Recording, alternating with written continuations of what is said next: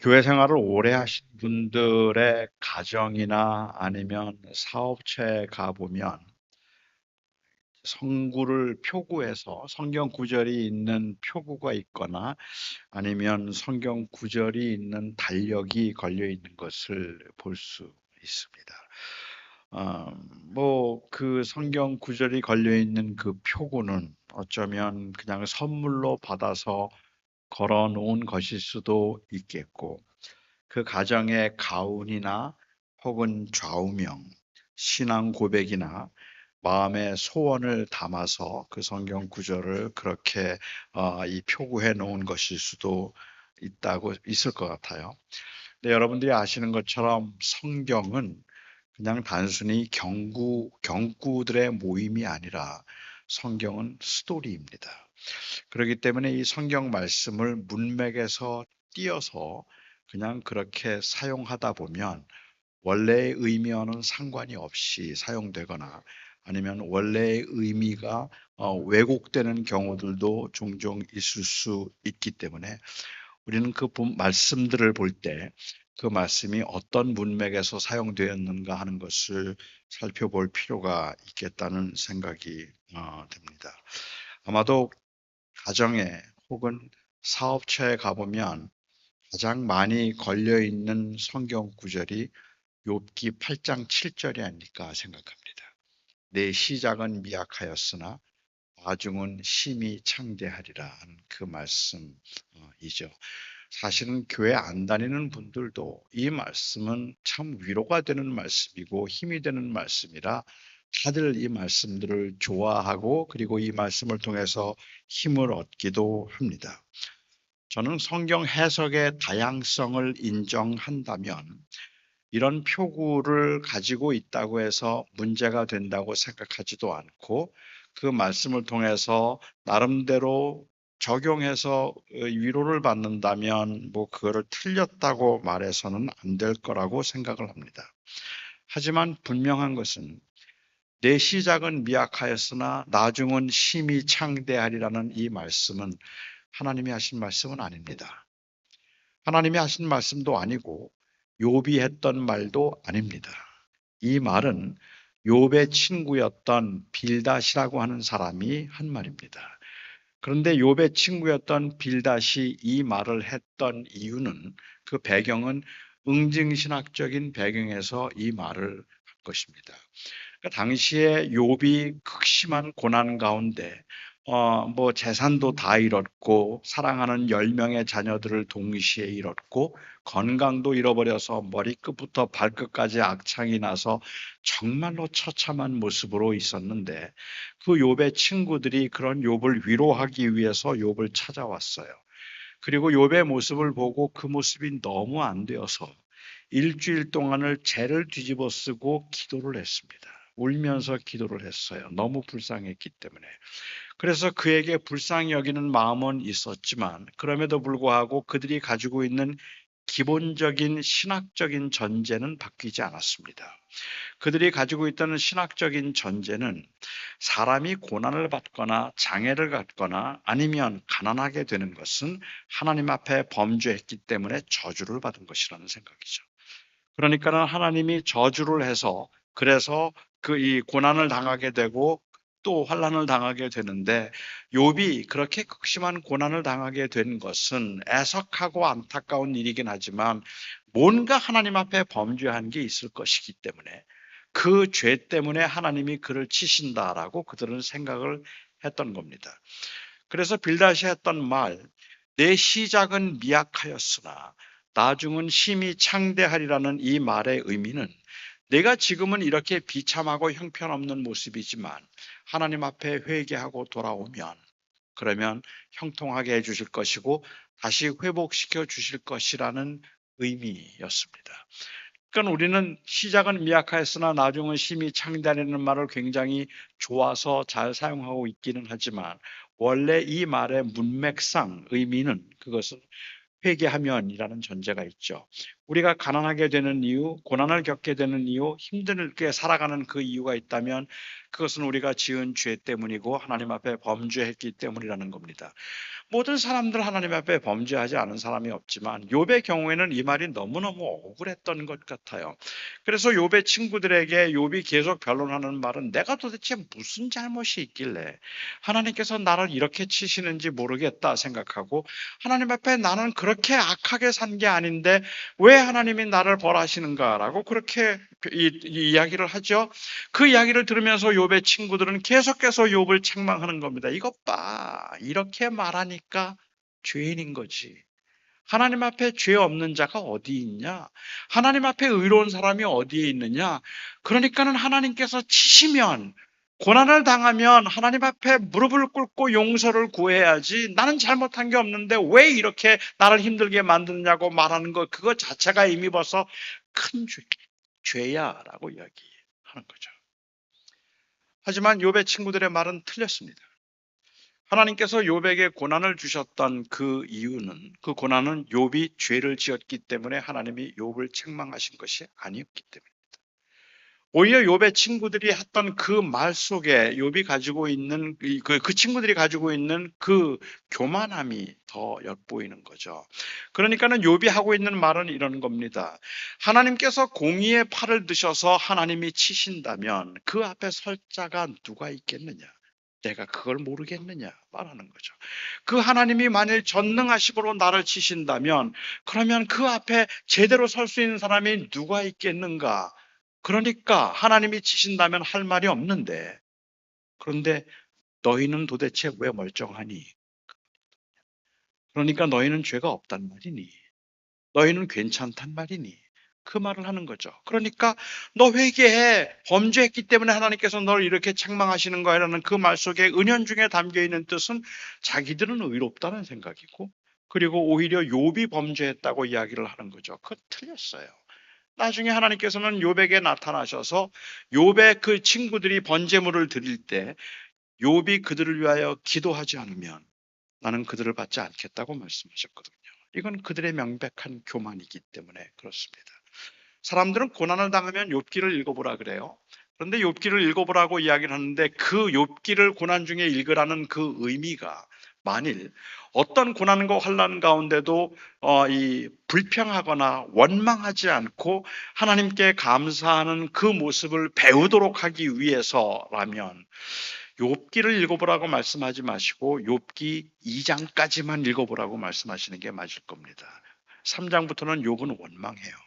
태어난 생일을 저주하고 내가 왜 이런 고난을 당해야 되는지 모르겠다고 너무너무 힘들어하는 모습을 보기 때문에 그렇습니다.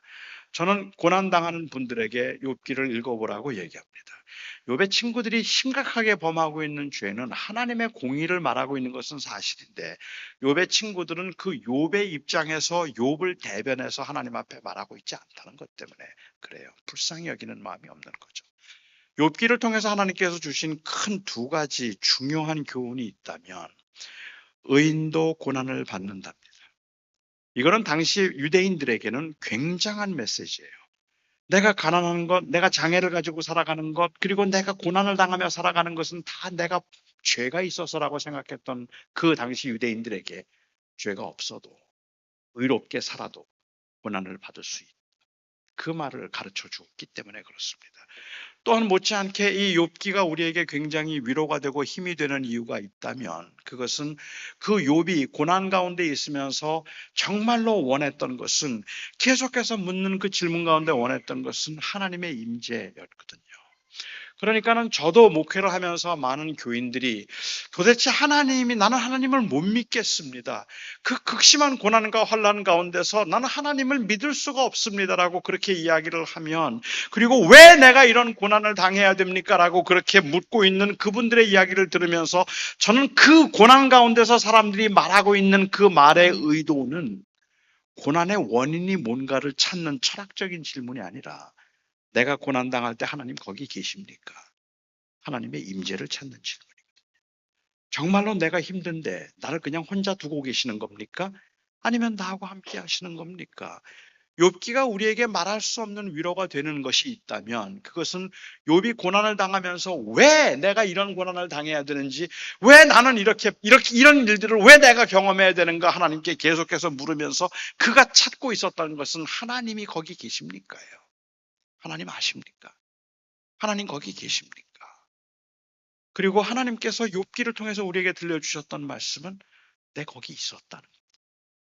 그래서 욥은 나중에 그 고백하는 것처럼 내가 전에는 하나님의 말 귀로만 듣더니 이제 보았으니 되었습니다 라고 얘기합니다. 그가 회복되기 전에 한 말입니다. 이제 되었습니다. 그런 임재를 찾고 있었으니까요. 그렇게 사모하는 마음이 그들에게 있었다는 것이니까, 그러니까는 사실은 내 시작은 미약하였으나 나중은 심히 창대하리라는 이 말씀을 문맥에서 떼어서 그냥 그 말이 좋은 말로 사용하는 것은 그럴 수도 있겠지만 저는 조금 애석하다는 생각이 들기도 하는 거죠. 아니, 그것보다 더 심각한 문제는 한국 교회가 이 말이 빌다시 한 말이고 하나님이 하신 말씀이 아니라는 걸 몰랐을까요? 겠죠. 성경에 나와 있으니까. 알면서도 이 말을 그냥 그렇게 합리화시켰던 것은 그냥 그 말이 좋으니까. 사람들에게 그 말이 의미가 있으니까 그렇게 사용했던 걸 같습니다. 아마 교인들이 제일 좋아하는 말씀 중에 하나를 또 꼽으라면 저는 빌립보서 4장 17절 말씀, 내게 능력 주시는 자 안에서 내가 모든 것을 할 수 있느니라라는 그 말씀이죠.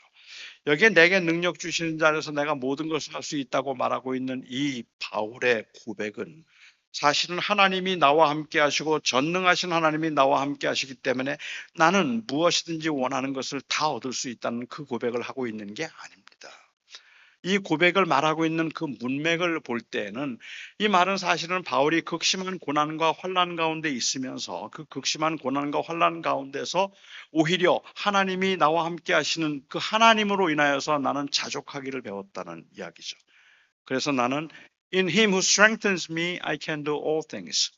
이 말은 그 나를 강하게 하시는 하나님 앞에서 내가 원하는 대로 부자도 될 수 있고 내가 원하는 대로 무엇이든지 얻을 수 있다는 말이 아니라 나는 자족하기를 배웠다는 말입니다. 컨텐트할 수 있다는 그러한 의미로 이 이야기를 지금 바울이 하고 있는 거죠. 그런데 우리는 자꾸만 이 말씀을 우리의 욕망을 채우기 위한 말씀으로 합리화시키는 경우들이 있는 것 같아요. 그래서 내게 능력 주시면서 내가 모든 것을 할 수 있다는 것이 마치 하나님이 전능하시기 때문에 내가 원하는 건 다 가질 수 있다는 말처럼 생각하는 거죠. 하나님께서 하늘 그림 교회를 1년 안에 뉴질랜드에서 제일 큰 교회로 만드실 수 있을까요? 아멘. 만드실 수 있죠. 전능하신 하나님이 그거 못하십니까? 비록 여러분들의 자녀들의 성적이 별로 지금은 좋지 않지만 금년 안에 전교 1등하게 하실 수 있을까요? 아멘. 하실 수 있죠. 하나님이 여러분의 사업을 번창케 하셔서 상상치 못할 만큼이나 큰 돈을 벌게 해주실 수 있을까요? 아멘. 수 있죠. 아니, 오늘 이 설교를 마치고 내려가는 저에게 하나님께서 제 다리를 고쳐주셔서 뛰게 하실 수 있을까요? 아멘. 하나님은 전능하신 분이세요. 그런데 해 주실까요? 그걸 모르겠어요. 그걸 모르겠어요. 그러니까는 우리가 의문을 갖고 우리가 힘들어하는 것은 하나님의 능력을 의심하는 것이 아니라 사실은 하나님의 의지, 하나님의 뜻이 거기에 있는가를 모르겠다는 말이에요. 그리고 우리가 하나님 앞에 기도하는 것은 내가 원함이 아니라 하나님의 뜻이 이루어지기를 바라고 기도하는 것이죠. 바울은 지금 감옥에 갇혀 있으면서 내가 자족하기를 배웠다고 이야기를 하고 있습니다. 그런데 내가 자족하기를 배웠다고 바울이 이야기하고 있는 그 말, 내가 가난하든지 부하든지 가난하든지 아니면 풍부에 처하든지 모든 상황에서 나는 내가 자족하기를 배웠노니 내게 능력 주시는 자에서 내가 모든 것을 할 수 있다라고 이야기합니다. 우리는 이 자족에 대해서 오해가 너무 많은 것 같아요. 자족. 여러분은 자족하십니까? 여러분은 지금 자족하십니까? 저는 자족이 안 돼요. 저는 자족할 수가 없어요. 적어도 제 상태에 대해서는 저는 만족할 수가 없어요. 아쉬움이 있어요, 항상. 욕심이 많은 건 아니에요. 근데 제가 아쉬움이 있어요. 제가 아쉬운 것들은 언제 주로 나타나는가 하면, 한 달에 한 번씩 제가 연금을 받는데, 나라에서 받을 때마다 드는 생각이 조금만 더 주지. 그게 아쉬워요. 조금만 더 줬으면 하는 것. 지금 제가 삶의 현장에서 제일 아쉬운 것이 있다면 제가 조금만 더 건강했으면 좋겠어요. 지금보다 조금만 더 건강해서 조금만 더 자유롭게 거동할 수 있어도 좋겠다. 큰 욕심은 아닌데도 그러면 좋겠어요. 그러니까는 지금 현재는 제 상태는 저는 만족하지 못하고 있는 거죠. 바울이 말하고 있는 내가 자족하기를 배웠다는 이야기는 현재 상태가 최고로 좋다는 말이 아닙니다. 감옥에 있으면서. 바울의 경우에 있어서는 감옥에 있는 것보다는 제일 원했던 것은 천국 가는 것이었었어요. 1장에서 고백하는 것처럼. 그 다음에 두 번째로 원했던 것은 빨리 나가서 빌립보 교인들 만나는 것이었어요. 그렇지만 하나님께서 에게 감옥에 두신다 할지라도 내가 자족하기를 배웠다고 말하면 바울이 말하고 있는 자족하기를 배웠다는 이야기는 하나님의 주권적인 인도하심에 만족하는 법을 배웠다는 이야기지 상태에 만족한다는 뜻이 아닙니다. 그러니까 내가 자족하기를 배웠다는 것은 하나님이 나를 가난하게 하시든지 나를 부하게 하시든지 하나님께서 나를 건강하게 하시든지 아니면 나를 그야말로 병 가운데 있게 하시든지 하나님이 내 인생에서 조금 불편하게 만드시든지 아니면 모든 것들을 형통하게 만드시든지 나는 하나님이 내 인생을 다스리신다면 그 하나님의 다스림에 나는 만족하겠다. 그 뜻이죠. 그게 자족이잖아요. 자족은 상태에 대한 만족이 아니라 하나님의 주권에 대한 만족인데 우리는 자꾸만 이것을 자족에 대한 만족이라고 생각을 하는 것 같아요. 저희 집에는요, 표구된 성경 구절이 하나도 없습니다. 말씀을 그렇게 사용하면 안 된다는 신념 때문에 그런 것이 아니라 아무도 선물을 안 해줘서 그래서 저희 집에는 표구된 성경 구절이 없습니다. 그런데 만일 제가 저희 집을 다시 말씀을 가지고 리데코레이트를 한다면 어떤 말씀이 제일 좋을까 한번 생각해 보았어요. 어떤 말씀을 가지고 우리 집을 좀 데코레이트를 할 수 있을까 생각해 보았는데 저는 우선 제 침실에 제가 눈을 딱 떴을 때 마주 보이는 그 벽에는 시편 127편 2절 말씀을 제가 걸어 놓을 것 같아요. 여호와께서는 그 사랑하는 자에게 잠을 주시는도다. 그 말씀을 거기에 걸어 놓고 저는 묵상을 할 것 같고 그리고 제 아내가 눈을 딱 떴을 때 보이는 그곳에는 저는 이 잠언에 있는 말씀 24장 33절 말씀을 걸어 놓겠어요. 내가 좀 더 자자 좀 더 졸자 내가 좀 더 두 손을 모으고 좀 더 눕자 하면 내 빈궁이 도적같이 말이라. 그 저는 여호와께서 사랑하는 자에게 잠을 주신다는 말씀을 항상 묵상하고 제 아내는 좀 더 졸자 하면 도적같이 빈궁이 임할 것이니 정신 차리라는 말씀을 걸어 놓을 것 같아요. 식탁에서 제가 마주보는 벽에는 디모데전서 4장 4절 말씀이 좋죠. 하나님께서 주신 것은 모든 것은 이 감사함으로 받으면 버릴 게 없느니라. 모든 음식을 감사함으로 받으면 버릴 게 없다는 말씀을 저는 묵상하고 제 아내가 마주 보이는 쪽에는 마태복음 4장 4절이 좋겠죠. 사람이 떡으로 살 것이 아니요 하나님의 입으로 나오는 말씀으로 살 것이니라. 제 아이들의 방에는 잠언 13장 1절 말씀이 좋습니다. 지혜로운 아들은 아비의 훈계를 듣느니라. 화장실에는 빌립보서 3장 8절 말씀이 좋습니다. 내가 그를 위하여 모든 것을 잃어버리고 배설물로 여김은 그리스도를 얻기 위함이라. 만약에 그렇다면 주방에는 어떤 말씀을 붙여놓으면 좋을까요? 주방에 가면 어떤 말씀을 붙여놓으면 좋을까? 제가 교회를 다니면서 교회 주방에 제일 많이 붙어 있는 말씀이 이 누가복음 16장 10절 말씀이었습니다. 지극히 적은 것에 충성된 자는 큰 것에도 충성되고 지극히 적은 것에 불의한 자는 큰 것에도 불의하니라. 이 말씀이 주방에 많이 붙어 있더라고요. 저는 왜 이 말씀이 주방에 많이 붙어 있을까 하는 것이 좀 궁금했습니다. 아마도 그 말씀이 주방에 많이 붙어 있는 그 이유가 있다면 사람들은 주방에서 하는 걸 대체로 좋아하지 않기 때문에 그렇지 않을까라는 생각이 들고 어쩌면 그것보다 더 우선된 생각이 있다면 일반적으로 교회 안에서 주방에서 일을 하거나 주차 봉사를 하거나 유아실에서 일을 하는 것보다 더 하나님이 보시기에 거룩하고 더 귀한 일이 있다면 그것은 말씀을 가르치고 아니면 찬양을 하거나 혹은 선교를 하거나 성경 공부를 하는 일이 하나님 보시기에 더 귀한 일이고 더 중요한 일이라는 인식이 있기 때문에 그렇습니다. 그러니까 주방에서 일하는 일은 그냥 필요한 일이기는 하지만 아주 중요한 일은 아니고, 정말 중요한 일은 말씀을 배우는 것, 설교를 하는 것. 그것이 제일 중요한 일이라고 생각을 하는 거죠. 제 아내가 교회를 갔다 오면 어느 때는 갔다 오는데 자꾸 짜증을 부릴 때가 있어요. 그리고 굉장히 못마땅해 할 때가 있는데, 그럴 때는 주로 교회에서 이 장로님이나 권사님에게 한마디 들었을 때예요. 근데 주로 권사님이 하시는 말씀, 저를 아끼시는 권사님들이 제 아내에게 해주는 말이, 목사님 내조 잘해 하는 말이에요. 목사님 내조 잘하세요 하는 말이거든요. 그런데 그 말을 들으면 제 아내는 그 내조라는 말을 굉장히 싫어해요. 그래서 그 말을 들으면 언짢아 하고 짜증을 부립니다. 저는 그 말을, 이 내조라는 말을 싫어하는 건 그 단어가 갖는 의미 때문에 그런 것이 아니라 일반적으로 가지고 있는 그 생각 때문에 그러는 거죠. 그러니까는 교회에 계신 분들은, 저는 목사이기 때문에 설교를 하고 그리고 말씀을 전하고 또한 그 교회를 인도하고 목회를 하고 있는 굉장히 중요한 하나님의 일을 하는 사람이에요. 이렇게 중요한 하나님의 일을 하는 사람이 다른 일들에 의해서 자꾸 분산되거나 아니면은 마음을 빼앗기지 않도록 하기 위해서 제 아내가 해야 되는 일은 별로 중요하지 않은 일들을 제 아내가 다 맡아서 해 주므로 제가 그런 일에 신경 쓰지 않고 그냥 목회에 전념할 수 있도록 만들어 주는 것. 그것을 일반적으로 내조라고 생각하는 거죠. 그러니까 제 아내는 그게 싫은 거예요.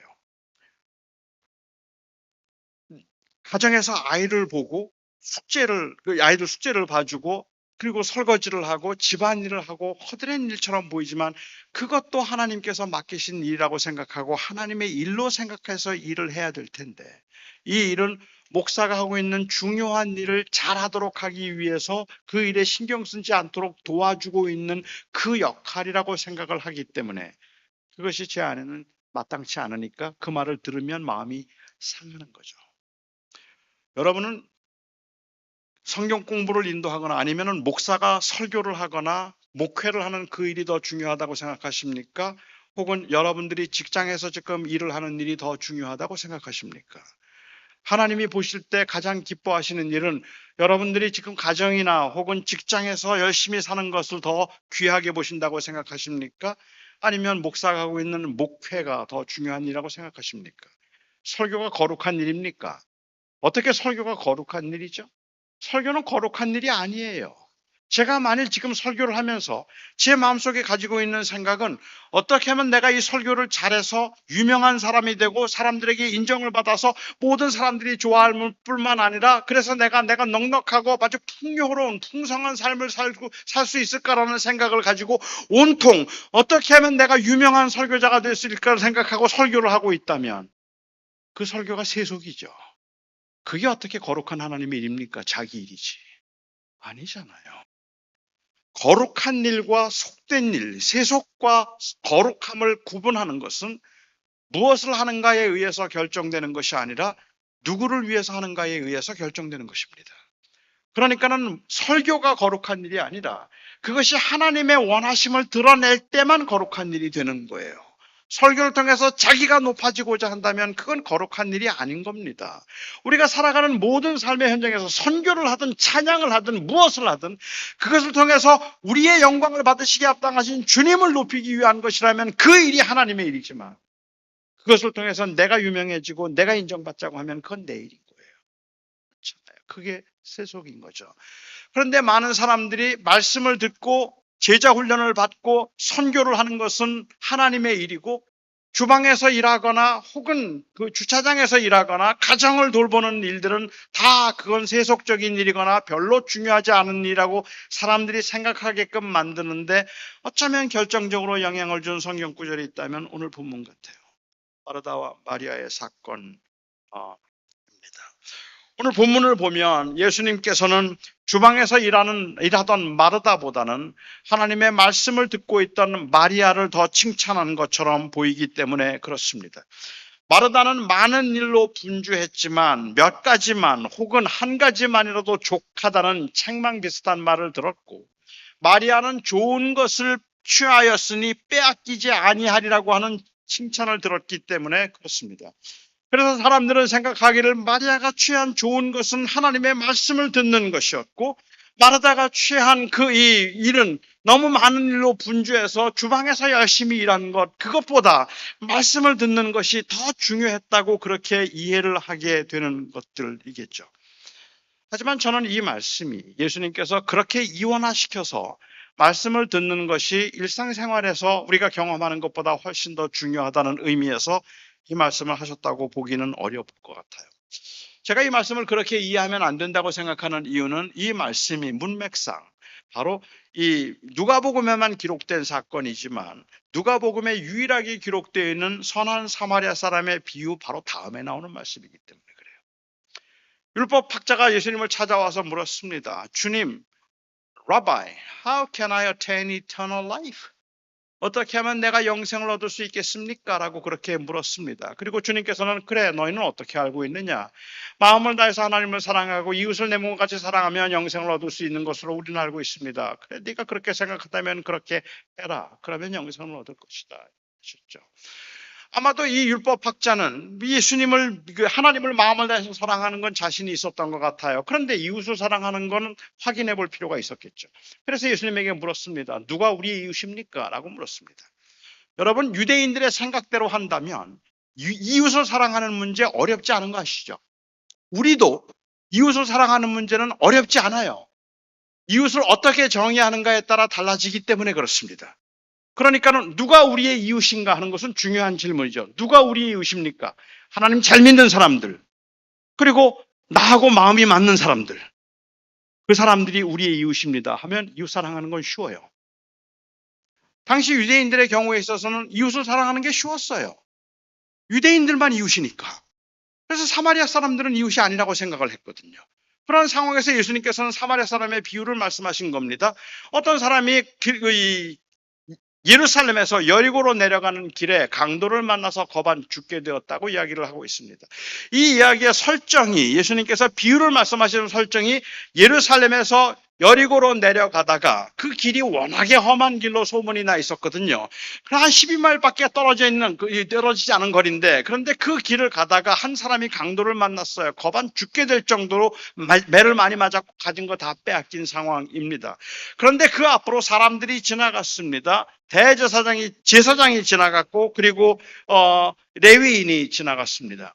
여기에 예수님께서 설정하시면서 예루살렘에서 여리고로 내려가던 길에, 여기에 여리고는 사실은 이 레위인들과 제사장들이 가장 많이 살았던 도시입니다. 그러니까 예루살렘에서 여리고로 내려가다가 라는 말의 의미는 이 종교인들이 그 예루살렘에서 제사를 드리는 종교 예식을 다 마친 후에라는 뜻이에요. 다 했어요. 자기의 의무를, 하나님을 사랑하는 일을 다 했어요. 하나님을 사랑해서 그 모든 예식을 다 마치고 난 다음에 이제 집으로 내려가는 길에 강도 만난 사람을 만난 겁니다. 죽게 되어 있었어요. 그런데 그를 도와주지 않았습니다. 그를 도와주지 않고 그냥 지나갔습니다. 그들이 지나간 것은 너무 피곤했기 때문일 수도 있겠고, 아니면 무서웠기 때문에, 정말로 강도가 많다는 사실 때문에 두려웠기 때문일 수도 있겠지만, 예수님이 이 비유를 설정하신 그 의도를 생각해 볼 때 그들이 지나간 이유는 내가 할 의무는 다 했기 때문입니다. 제사했으니까. 예루살렘에서 예배 다 마쳤으니까. 그러니까 그냥 지나갔죠. 사마리아 사람이 지나가다가 그를 보았습니다. 그리고 거반 죽게 된 것을 보고 그를 데려다가 여관에다가 묵게 하고, 그리고 그를 상처를 싸매줘서 그를 살려주었는데, 예수님께서는 이 비유 끝에 말씀하시기를, 자, 이들 중에 누가 이 사마리아 사람의 이웃이 되겠느냐라고 물으셨어요. 이게 참 저는 그 질문 자체가 굉장히 재미있다고 생각을 했는데, 이 율법학자가 물었던 질문은 누가 우리의 이웃입니까? 라는 질문입니다. 그런데 예수님께서 마지막으로 그 율법학자에게 물으시는 질문은 강도 만난 사람이 누구를 이웃이라고 생각하겠는가라고 물으세요. 저는 이 질문이 굉장히 심오했다고 생각하는데, 그 이유는 오늘날 우리의 교회들을 보면요, 우리의 교회들에게 물어보세요. 우리 교회들, 여기 이 교회는 잘 모릅니다. 그런데 교회들에게 물어보세요. 누가 우리의 이웃입니까? 소외된 사람이 우리의 이웃입니다. 가난한 사람이 우리의 이웃입니다. 병든 사람이 우리의 이웃입니다. 약하고 부족한 사람들, 장애를 가진 사람들, 그리고 불쌍한 사람들이 우리의 이웃입니다라고 교회는 말해요. 그런데 정작 아프고 약한 사람들은 교회를 이웃이라고 말하지 않아요. 한 번도 찾아온 적이 없으니까. 한 번도 도와준 적이 없으니까. 정말 힘들 때 손을 내밀어 주는 적이 없으니까. 말로만 그들이 우리의 이웃이라고 말했지, 정작 그들이 고난당과 힘들 때 그때 찾아와서 격려해주고 위로해주는 사람은 없었습니다. 예수님께서는 오히려 그 비유를 통해서 누가 우리의 이웃입니까? 라고 묻고 있는 그 율법학자에게 그 사람은 누구를 이웃이라고 생각했을까? 그 강도 만난 사람이 만일 유대인이었다면 그에게는 원수처럼 여기던 바리새인, 이 사마리아 사람이 오히려 이웃이 아니었겠느냐? 라는 그 말씀을 하신 거죠. 그 말씀을 하시고 난 다음에 그 다음에 바로 이 마르다와 마리아의 이야기가 나왔습니다. 그러니까는 마르다와 마리아의 이야기를 만일 말씀을 듣는 것이 사랑을 실천하는 것 아니면 주방에서 일하는 것보다 더 귀한 것이라고 그렇게 말하면 사마리아 비유에서 나온 내용하고 상충되는 내용이 되는 거예요. 사마리아 사람의 비유에서는 틀림없이 하나님을 사랑하는 것과 이웃을 사랑하는 것, 그것은 같은 일이라고 말하고 있거든요. 그리고 이 종교인들이 그야말로 종교적인 그 의무는 다했지만 그 강도 만난 사람을 도와주지 않았을 때 그때 주님께서는 오히려 그를 책망하셨는데, 그런데 여기에 마르다가 주방 일을 하고 있는데 마르다가 주방 일을 도와주지 않고 자기 언니를 도와주지 않고 그리고 그냥 혼자 말씀을 듣고 있는 그것을 칭찬하셨다면 이거는 사마리아 사람의 비유하고 완전히 대치되는 그러한 의미라는 거예요. 그래서 저는 그 뜻일 수 없다고 생각을 했습니다. 누가는 그냥 한 마을이라고 이야기를 했지만 요한복음에 보면 여기 마을은 베다니라는 마을입니다. 주님은 명절마다 예루살렘에 방문하셨는데 예루살렘에서 한 2km 정도 떨어져 있던 베다니에 즐겨 가셨어요. 그 이유는 그 집에 마르다와 마리아와 나사로, 주님이 사랑하는 사람들이 거기에 살았기 때문에 그렇습니다. 요한이 증언하는 대로 워낙에 주님께서 사랑하셨던 가족이었기 때문에 종종 방문하셨는데 우리 한글 성경에서는 마르다가 언니였다고 얘기를 해요. 근데 사실은 누가 언니인지 몰라요. 우리 영어도 마찬가지인데 그냥 sister라고 이야기를 하면 그냥 sister잖아요. 그런데 우리 한국 문화에서는 sister라는 말만큼 애매한 말이 없어요. sister면 우리는 주민등록증을 펴봐야 돼요. 그러니까 누가 언니인데 누가 동생인데 그거를 확인해야 되죠. 근데 우리 성경에 있는 말씀 헬라 원어에서도 여기에 말하고 있는 그 의미는 사실은 누가 언니인지를 몰라요. 그냥 자매예요. 그렇지만 우리 문화에서는 언니, 이 오빠 이거를 분명하게 해야 관계가 제대로 되기 때문에 아마도 언니라고 의역을 한 것 같아요. 아니 그뿐만 아니라 이 잔치를 주도하고 있다는 것이 마르다였던 것처럼 보이기 때문에 마르다를 언니라고 불렀는지 모르겠습니다. 저는 마르다가 언니였다고 가정하고, 그리고 이 마르다와 마리아는 예수님께서 이제 오실 것이라는 것을 미리 통보를 듣고 알았다고 전제하고, 그리고 한번 이 이야기를 설정해 보도록 하겠습니다. 마르다와 마리아가 예수님께서 그 집에 오신다는 이야기를 들었습니다. 너무 마음이 기뻤고 너무 설레었습니다. 주님을 너무 사랑했던 이 마르다와 마리아는 주님께서 그 명절에도 주님 그 집에 방문하신다는 이야기를 듣고 너무 기쁘고 너무 좋았어요. 그래서 그 둘이 서로 앉아서 즐거운 마음과 기쁜 마음을 가지고 의논을 하기 시작했습니다. 우리 주님께서 오시면 이번에 무슨 음식을 해드리면 좋을까? 주님께서 지금 그 먼 거리를 걸어오실 텐데 무슨 음식을 해드리면 우리 주님이 좋아하실까? 지난번에 보니까는 예수님께서 탕수육을 좋아하시던데 이번에는 팔보채 양장피 어떨까? 그거 정말 좋을 것 같아. 그런데 지난번에 탕수육 드셨으니까 이번에는 갈비의 냉면이 어떨까? 갈비의 냉면 그것도 좋겠다. 우리 주님 정말 좋아하실 거야. 그래, 우리 그러면 이번에 주님 오시면 갈비에 냉면 해드리자. 그리고 한 자매가 이야기를 합니다. 그런데 갈비와 냉면만 가지면 조금 섭섭하다. 그래도 냉면에는 빈대떡 아닐까? 우리 갈비 냉면 말고 빈대떡도 같이 준비하자. 주님 빈대떡 굉장히 좋아하실 거야.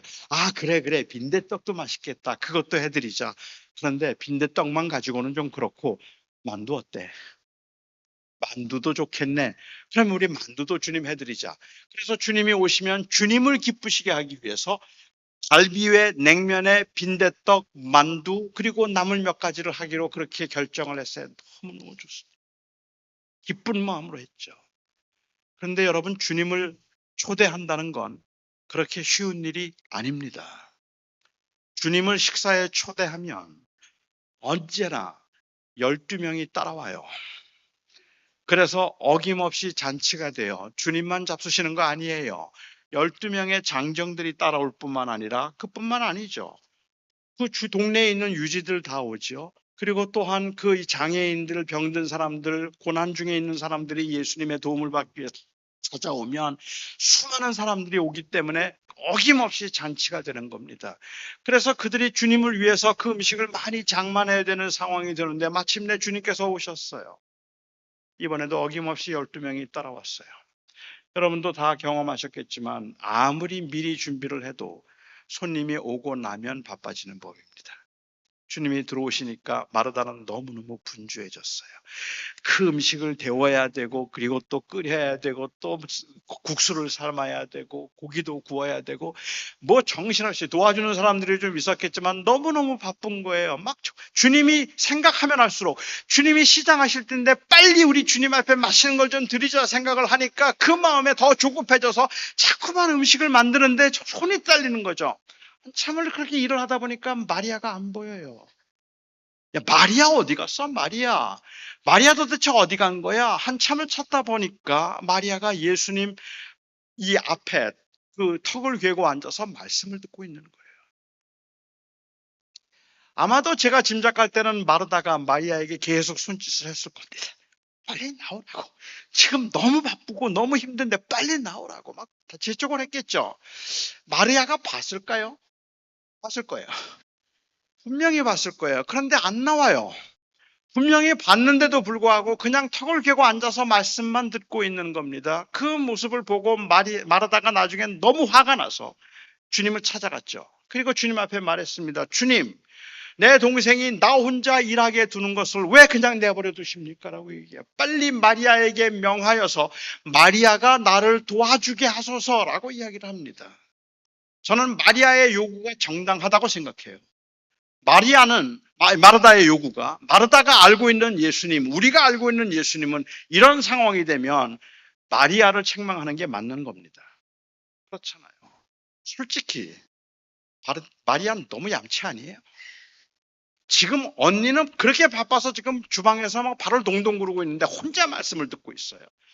아마 예수님, 우리가 알고 있는 예수님이라면 그 당시에 마리아에게 이야기했을 것 같아요. 마리아야, 너 솔직히 너무 얌체 아니니? 지금 언니 저렇게 바쁜 거 보여? 안 보여? 말씀을 듣는 것보다 더 중요한 게 말씀을 실천하는 거야. 가서 언니 좀 도와줘. 그게 주님답잖아요.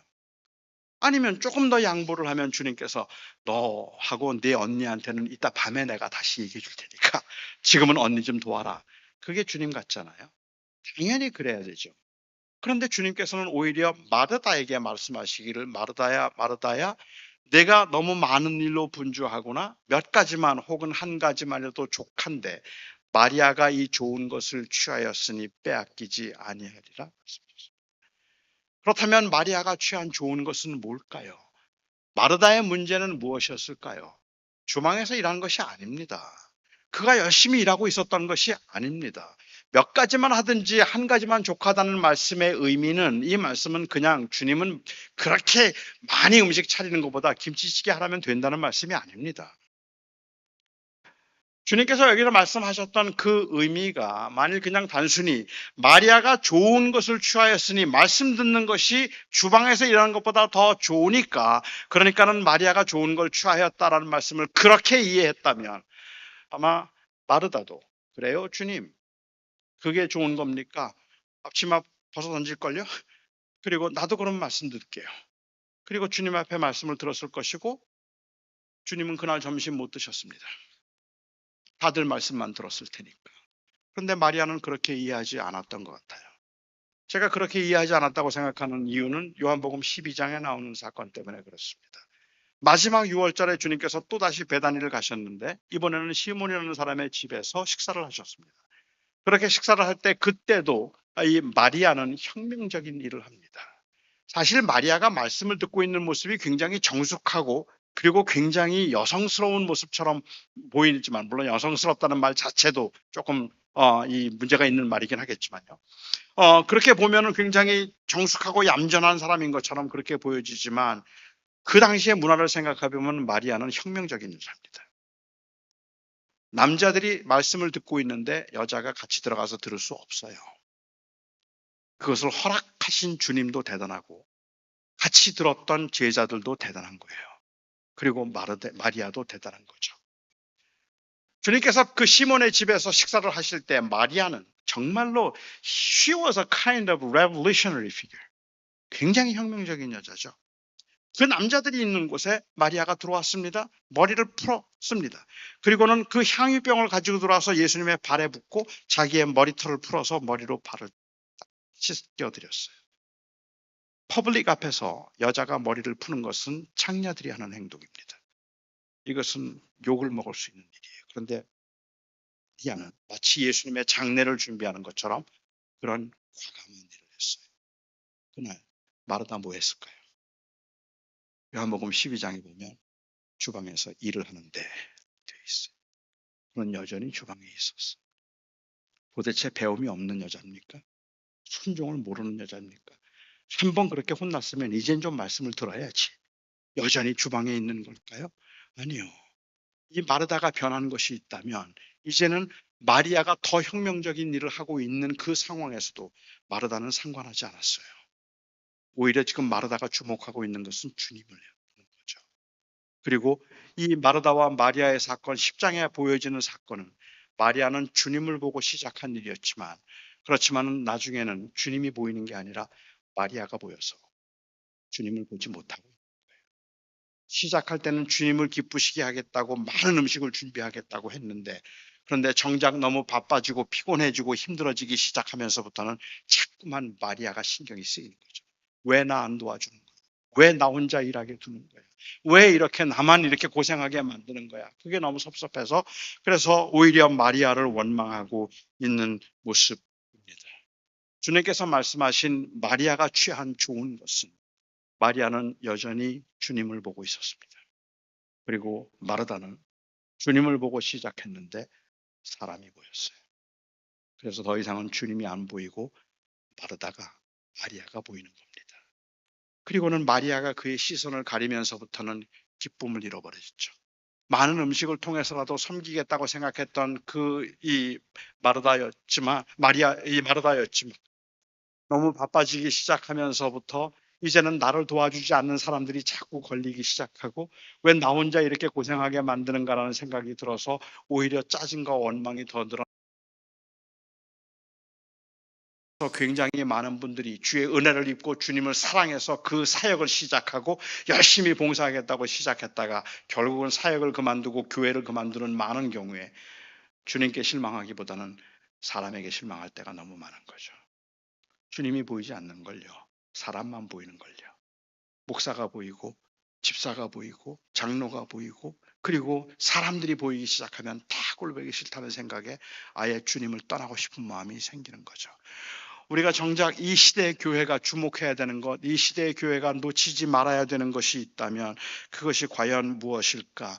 그냥 단순히 열심히 교회 생활하고 열심히 교회 봉사하고 열심히 그렇게 일을 하고 열심히 선교하고 열심히 성경 공부를 배워서 그래서 우리가 정말로 그 교회 안에서 어떤 자리매김을 하는 것, 그것이 중요한 것이 아니라 우리로 하여금 그 일을 가능하게 만들었던 그 은혜를 놓치지 않는 것이죠. 내가 왜 이 자리에 있는가? 그거는 은혜 때문이잖아요. 그리스도의 은혜 때문인데 어느 날부터는 그리스도의 은혜는 보이지 않고 목사만 보여요. 사람만 보여요. 그리고 자꾸 나를 힘들게 만드는 사람들이 보여서 나 이제 교회 안 다닐래. 그리고 교회를 떠나는 사람들이 점점 늘어나고 있는 시대가 되었다는 말입니다. 저는 현대 교회가 마르다의 실수를 범하고 있다고 생각을 합니다. 그리스도의 사역, 그리스도의 영광을 위해서 사역을 시작했지만, 그리고 조금 더 많은 사람들이 주님을 믿고, 그리고 주님의 사랑을 소개하고픈 마음으로 열정적으로 교회를 섬기지만, 어느 때부터인지 교회가 너무 바빠졌어요. 하는 일이 너무 많아요. 아니, 어느 때부터인지 우리는 주님을 놓쳤어요.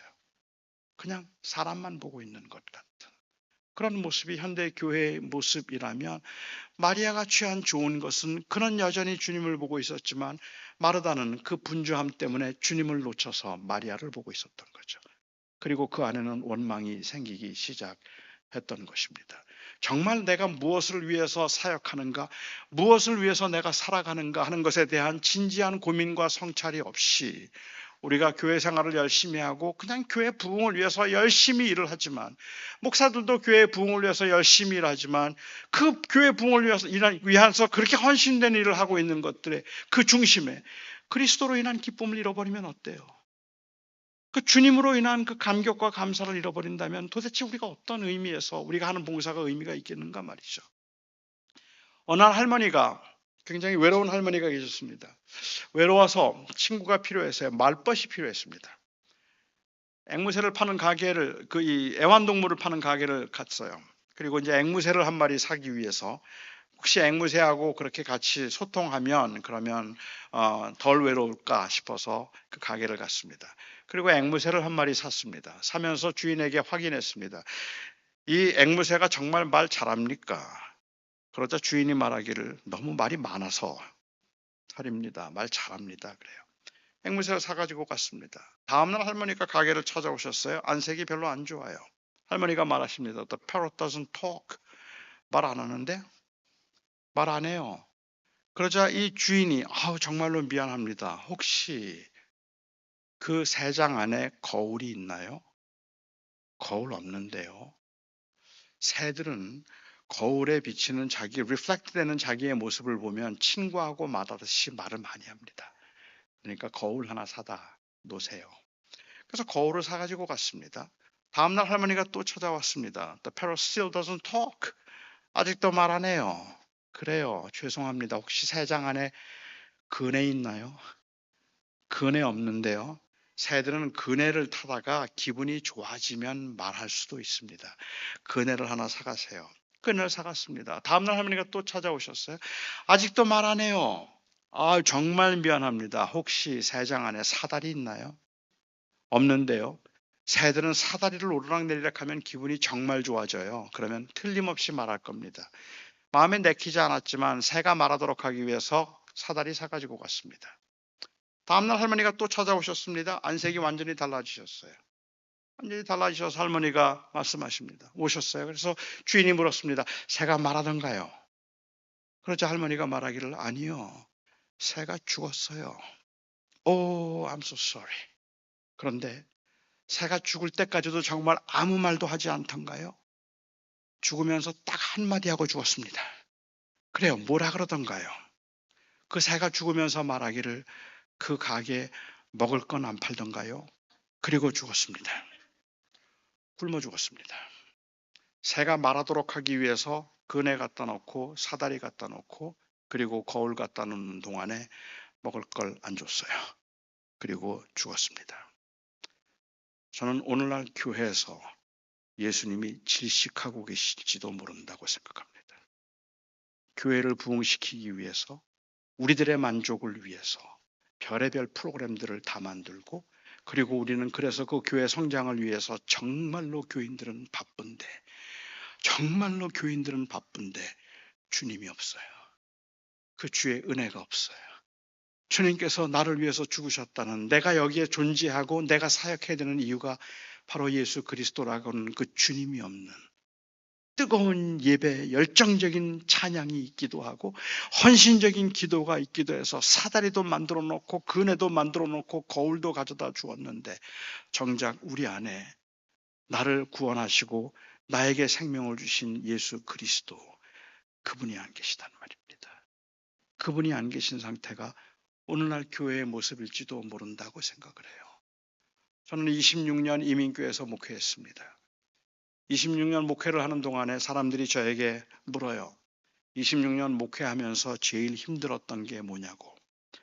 목회를 할 때는 힘든 게 정말 많았어요. 그런데 목회를 다 마치고 뒤돌아볼 때, 제가 제일 힘든 게 뭐였는지 아세요?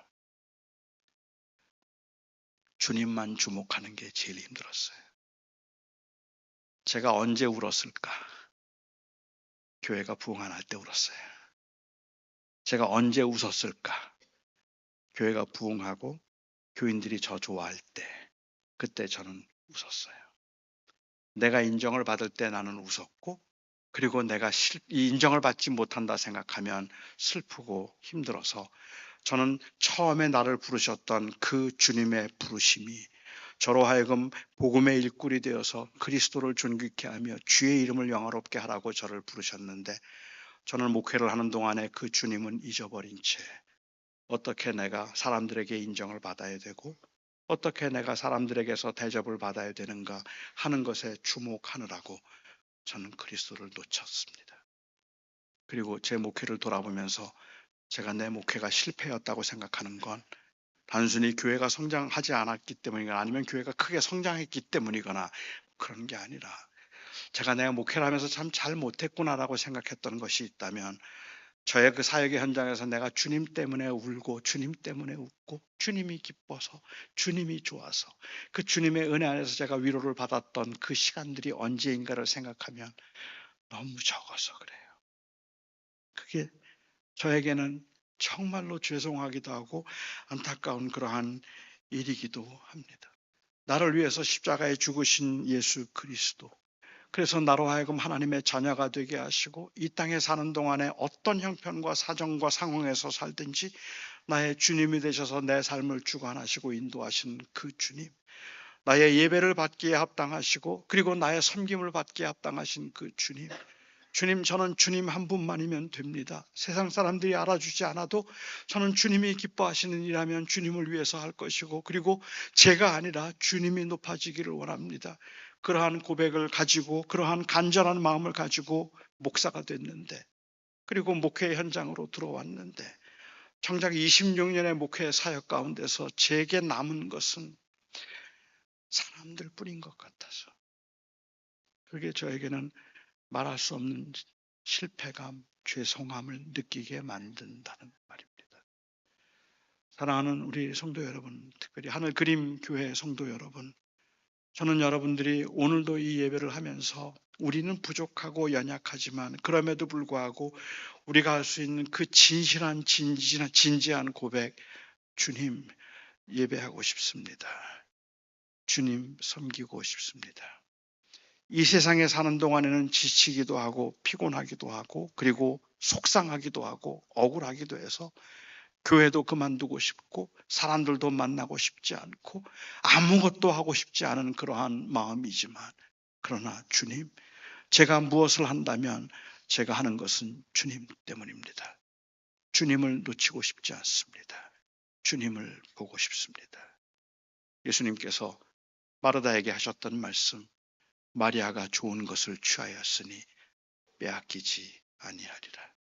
그는 지금도 날 보고 있는데 너는 왜 마리아를 보니? 혹시 여러분들의 마음속에 좌절과 실망이, 혹시 여러분들의 마음속에 있는 그 좌절과 실망이 마리아를 보고 있기 때문이라면, 저는 이 시간에 그 마리아를 넘어서 주님을 볼 수 있기를 바랍니다. 내 시야를 가리고 있는 그 마리아를 넘어서 주님 거기 계시죠. 내가 그 주님을 보고 싶습니다. 주님을 볼 수 있기를 바랍니다. 그 주님을 볼 때 우리의 고생도 의미가 있고 우리의 헌신과 희생도 의미가 있고 예배의 시간도 그리고 봉사의 시간도 주차장에서 일을 하는 일도 유아실에서 일을 하는 것들도 모두가 다 의미가 있는 것은, 그것은 우리는 주를 위해서 하고 있기 때문입니다. 기도하겠습니다. 이 시간에 저희가 잠깐만 같이 기도하는 시간을 갖고 싶어요. 사랑하는 성도 여러분, 제가 요즘에 여러 교회들을 다니거든요. 그런데 여러 교회를 다니면서 특별히 우리 기성세대 교인들을 볼 때 그냥 한마디로 기성세대 교인들을 그 상태, 그 모습을 묘사할 수 있는 한마디를 찾으라면 제가 생각하는 할 수 있는 한마디는 지침이에요.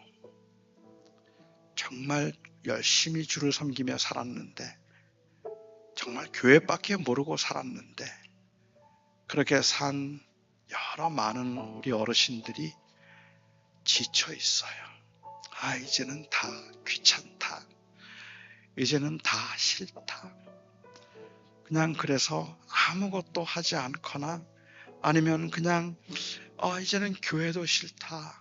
그런 그 모습이 제가 본 우리 교인들의 많은 모습들이에요. 저는 얼마나 지쳐 있는지 그리고 얼마나 헌신적으로 수고하며 살았는지 제가 알아요. 그래서 그 마음을 이해할 수 있어요. 그리고 정말 힘들었겠다. 정말 지쳤겠다.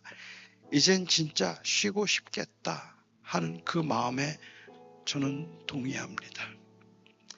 그런데 여러분 아시잖아요.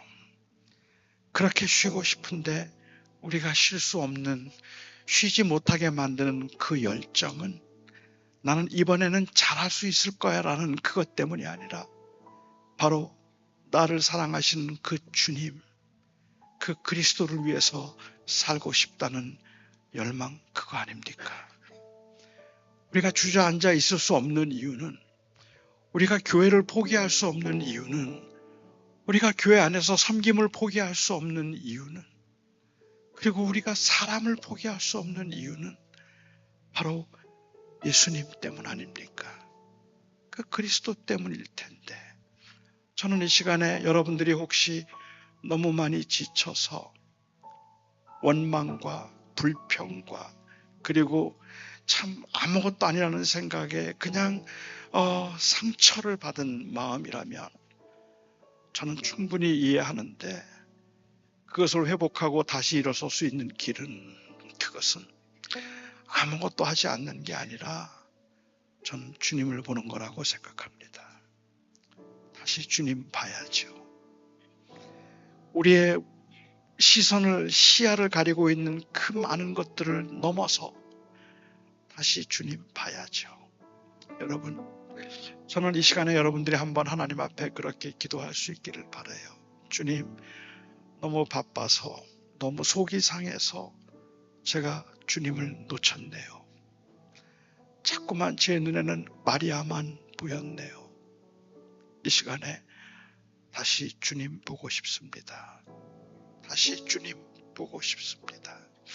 한번 그 주님 앞에 주님을 보고 싶다고 주님의 그 회복을 고대하며 함께 기도할 수 있으면 좋겠습니다. 우리 같이 한 목소리로 하나님 앞에 기도하며 나가도록 하겠습니다.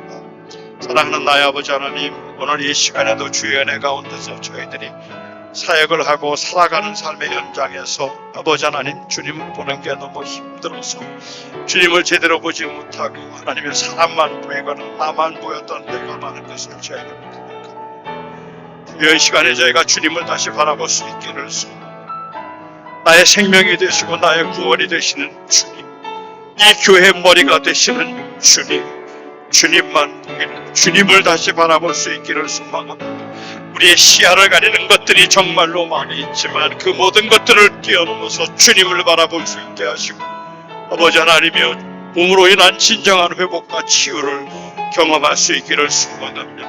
하나님이여, 끊임없이 저의 시야를 가리는 것을 떠났고 그리고 또한 그 동전들 너머에 살아계시고 역사하시는 그 주님을 볼 수 있습니다.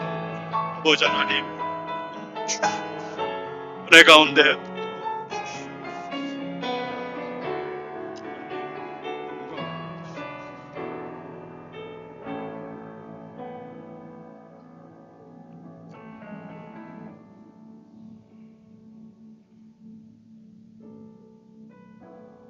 사랑하는 주님, 저희들이 많이 지쳤습니다. 어떻게 살아야 되는지는 알겠는데 그렇게 살만한 힘이 우리들에게 없습니다. 너무 많은 실망과 그리고 그 억울함과 그리고 우리 주변에서 발생하고 있는 그 복잡한 많은 일들은 우리로 하여금 그것을 뛰어넘어 주님을 보지 못하게 하고 오히려 눈에 보이는 것들 때문에 우리는 좌절하고 실망할 수밖에 없었습니다. 주님, 이 시간에 부족한 제가 여기 우리 하늘그림교회 사랑하는 성도들을 위하여서 간절히 기도합니다. 주님이 이들을 사랑하지 않으십니까? 주님께서 이들의 마음을 아시지 않으십니까? 주님, 그러하오니 간절히 기도하옵나니 다시 주님을 볼 수 있게 하여 주시옵소서.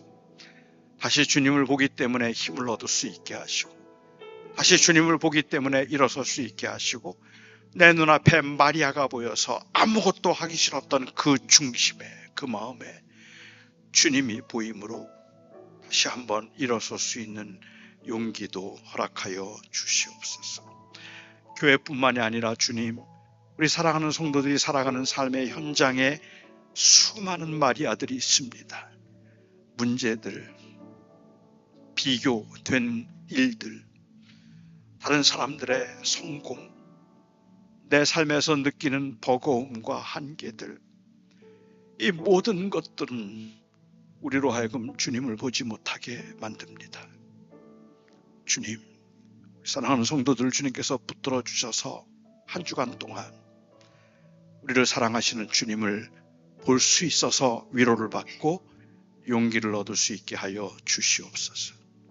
그렇게 주님을 바라보기를 원하고 주님이 우리의 생명의 주님이심을 진실로 고백하는 사랑하는 모든 성도들의 한 주간의 삶 가운데 우리 주 예수 그리스도의 은혜와 살아계신 하나님의 극진하신 사랑하심과 성령의 교통하심과 위로하심이 온전히 함께 하시기를 간절히 축원하옵나이다.